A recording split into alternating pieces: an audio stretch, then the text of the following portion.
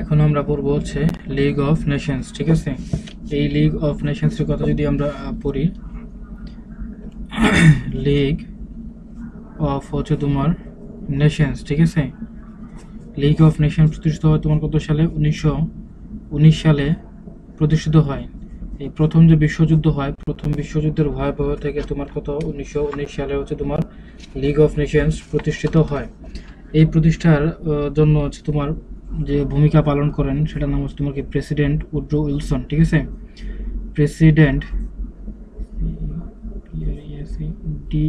President তোমার কি Woodrow Wilson কি করেন? জাতিপুঞ্জ গঠনের ব্যাপার হচ্ছে তোমার কি করেন? প্রেসিডেন্ট উড্রো উইলসন জাতিপুঞ্জ গঠনের ব্যাপার হচ্ছে তোমার কি করেন? অগ্রণী ভূমিকা পালন করেন। ঠিক আছে, প্রেসিডেন্ট উড্রো উইলসন তোমার 1918 সালের 8 জানুয়ারি বিশ্বের শান্তি ও নিরাপত্তার জন্য বিখ্যাত তোমার কি করেন? 14 দফা দাবি ঘোষণা করেন। ঠিক আছে, 14 দফা দাবি ঘোষণা করেন কত সালে? 8 জানুয়ারি 1918 সালে। ঠিক আছে, 8 জানুয়ারি কি করেন? 1918 সালে তোমার 14 দফা দাবি ঘোষণা করেন। যার প্রথম দাবি ছিল তোমার নো সিক্রেট। ফার্স্ট দাবি ছিল হচ্ছে তোমার নো সিক্রেট কনভেনেন্ট। ঠিক আছে, freedom of seas, free trade. এবং 14 নাম্বার যে পয়েন্ট ছিলেন, 14 দফা 14 নম্বরের পয়েন্ট ছিল তোমার কি জাতিপুঞ্জ বা হচ্ছে তোমার কি লিগ অফ নেশনসের কথা তোমার কি বলা হয়েছে? গঠনের কথা তোমার বলা হয়েছে। ঠিক আছে, 14 নম্বর দফা যেটা ছিল সেটা তোমার জাতিপুঞ্জ সৃষ্টির কথা কি করা হয়েছে? বলা হয়েছে। এটা ছিল এরকম যে general references of the names of the state. প্রত্যেক রাষ্ট্রগুলোর কি বা প্রত্যেক স্বাধীন রাষ্ট্রের একটা কি একটা জেনারেল রেফারেন্স থাকবে। ঠিক আছে, জাতিপুঞ্জ গঠনের ক্ষেত্রে সর্বপ্রথম মানে যে জিনিসটা মানে যে ব্যক্তি হচ্ছে তোমার কি করে ভূমিকা পালন করে তিনি হচ্ছেন প্রেসিডেন্ট উড্রো উইলসন। এবং এই যে প্রেসিডেন্ট উড্রো উইলসন উনি ছিলেন তোমার কত 28তম প্রেসিডেন্ট। ঠিক আছে, আমেরিকার 28তম প্রেসিডেন্ট হিসেবে কি করেন প্রেসিডেন্ট উড্রো উইলসন ভূমিকা পালন করেন। তিনি নির্বাচিত হয়েছিলেন ডেমোক্রেটিক পার্টি থেকে এবং প্রেসিডেন্ট উড্রো উইলসন ছিলেন তোমার কি ডেমোক্রেটিক পার্টির একজন সদস্য। ঠিক আছে, ডেমোক্রেটিক পার্টির একজন হচ্ছে তোমার কি সদস্য ছিলেন প্রেসিডেন্ট উড্রো উইলসন। তিনি কি করেন তোমার এই লিগ অফ নেশনস গঠনের ব্যাপারে কি করেন? অগ্রণী ভূমিকা পালন করেন। ঠিক আছে, আচ্ছা। এবং এই লিগ অফ নেশন যে গঠিত হয় সেটা মূলত ছিল তোমার কত দ্বিতীয় ভার্সাই চুক্তির মাধ্যমে। এই লিগ অফ নেশনস গঠিত হয় তোমার দ্বিতীয় হচ্ছে তোমার কি ভার্সাই চুক্তির মাধ্যমে হচ্ছে তোমার কি হয়? লিগ অফ নেশনস প্রতিষ্ঠিত হয়। ঠিক আছে, লিগ অফ নেশনস প্রতিষ্ঠিত হয় তোমার দ্বিতীয় ভার্সাই চুক্তি, যেটা হচ্ছে তোমার কোথাও বলছে তোমার 26 জুন, কোথাও বলছে 28 জুন। ঠিক আছে, 26 থেকে 28 জুনের মধ্যে ছিল। 28 জুন কত 2019 সালে কি হয়? গঠিত হয়। ঠিক আছে, এই দ্বিতীয় ভার্সাই চুক্তির মাধ্যমে কিন্তু হচ্ছে তোমার কি হয়? লিগ অফ নেশনস গঠিত হয়। এবং প্রথম যে ভার্সাই চুক্তি ছিল, সেই চুক্তিটি ছিল তোমার কি ইউএস এর স্বাধীনতা, মার্কিন যুক্তরাষ্ট্রের স্বাধীনতা। ঠিক আছে, প্রথম ভার্সাই চুক্তির উদ্দেশ্য ছিল মার্কিন যুক্তরাষ্ট্রের স্বাধীনতা। এবং দ্বিতীয় যে ভার্সাই চুক্তি সেই চুক্তির বলে তোমার কি হয়? তোমার 28 জুন 2019 সালে, কোথাও কোথাও বলা হয়েছে তোমার 26 জুন 2019 সালে কি হয়? লিগ অফ নেশনস প্রতিষ্ঠিত হয়, যেটাকে আমরা জাতিপুঞ্জ হিসেবে চিনি। ঠিক আছে, মূলত সংস্থাটির উদ্দেশ্য ছিল সম্মিলিত নিরাপত্তা ব্যবস্থা ও অসামরিকীকরণের মাধ্যমে যুদ্ধ এড়ানো এবং সমঝোতা ও সালিশের মাধ্যমে আন্তর্জাতিক দ্বন্দ্বের নিরসন। আচ্ছা, এই যে সংস্থাটির উদ্দেশ্য ছিল মূলত নিরাপত্তা ব্যবস্থা এবং অসামরিকীকরণের মাধ্যমে যুদ্ধ এড়ানো এবং সমঝোতা ও সালিশের মাধ্যমে আন্তর্জাতিক দ্বন্দ্বের নিরসন। ঠিক আছে, এবং অন্যান্য লক্ষ্যের মধ্যে শ্রমিক অধিকার নিশ্চিতকরণ, অধিবাসীদের ন্যায় বিচার। ঠিক আছে, অধিবাসীদের ন্যায় বিচার নিশ্চিতকরণ এবং হচ্ছে তোমার কি অধিবাসীদের ন্যায় বিচার নিশ্চিতকরণ, বৈশ্বিক সুস্বাস্থ্য নিশ্চিতকরণ, তারপরে মাদক এবং হচ্ছে তোমার মানব পাচার রোধ, ঠিক আছে, মাদক ও মানব পাচার রোধ এবং মাদক ও মানব পাচার রোধ একটা ছিল, আর একটা ছিল হচ্ছে তোমার অস্ত্র কেনাবেচা রোধ এবং ইউরোপের সংখ্যালঘু ও যুদ্ধবন্দীদের অধিকার নিশ্চিত করা। ঠিক আছে, ইউরোপের যুদ্ধবন্দীদের কি তোমার অধিকার নিশ্চিত করার জন্য হচ্ছে তোমার গঠন করা হয়। মূলত এই লিগ অফ নেশনসের উদ্দেশ্য ছিল হচ্ছে তোমার কি আন্তর্জাতিক নিরাপত্তা বা যুদ্ধ এড়ানো, ঠিক আছে, সমঝোতার মাধ্যমে যুদ্ধগুলো এড়ানো। আচ্ছা, আমরা যে জাতিপুঞ্জ পড়তেছি, জাতিপুঞ্জের আসলে গঠিত হওয়ার সময়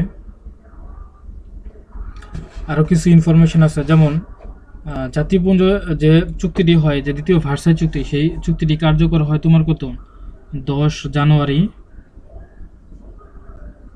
1920 সালে। ঠিক আছে, দ্বিতীয় ভার্সাই চুক্তি কার্যকর হয় তোমার 10 জানুয়ারি 1920 সালে দ্বিতীয় ভার্সাই চুক্তি কার্যকর হয়।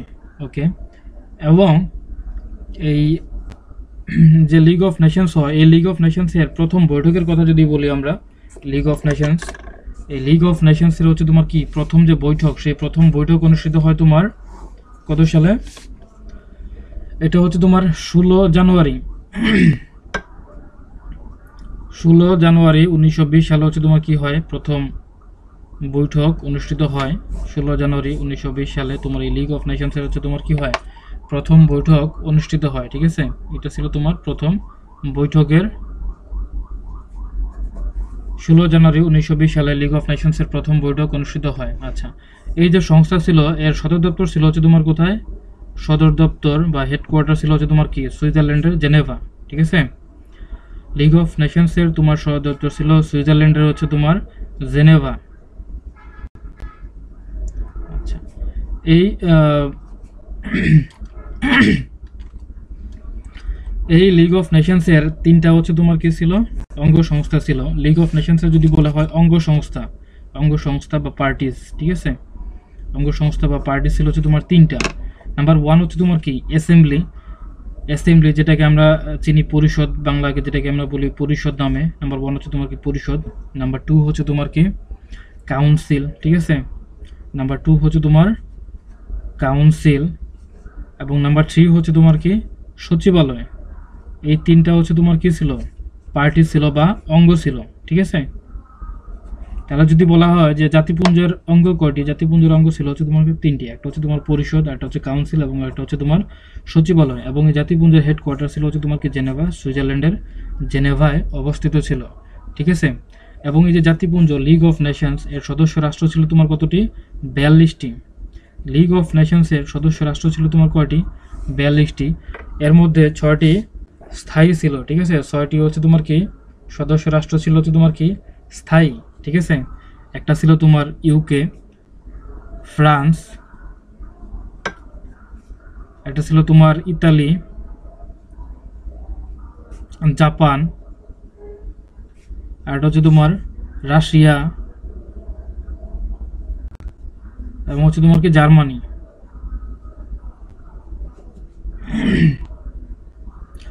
যার মধ্যে হচ্ছে তোমার কি UK, France, Italy, Japan, Russia, Germany. ঠিক আছে,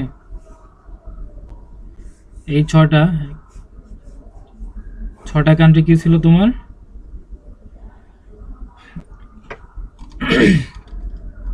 লিগ অফ নেশনসের কি ছিল স্থায়ী রাষ্ট্র ছিল? UK, France, Italy, Japan, Russia, Germany. UK, France, Italy, Japan, Russia এবং হচ্ছে Germany. UK, France, Italy, Japan, Russia, Germany, এই 6টা রাষ্ট্র ছিল হচ্ছে তোমার কি লিগ অফ নেশনসের স্থায়ী রাষ্ট্র। তবে মোট রাষ্ট্র ছিল তোমার কয়টি? 42টি দেশ। ঠিক আছে, আর এগুলো ছিল হচ্ছে তোমার কি স্থায়ী রাষ্ট্রগুলোর মধ্যে ছিল তোমার UK, France, Italy, Japan, Russia, Germany. এবং এই উদ্দেশ্য ছিল তোমার কি মূলত বিশ্ব শান্তি প্রতিষ্ঠা করা।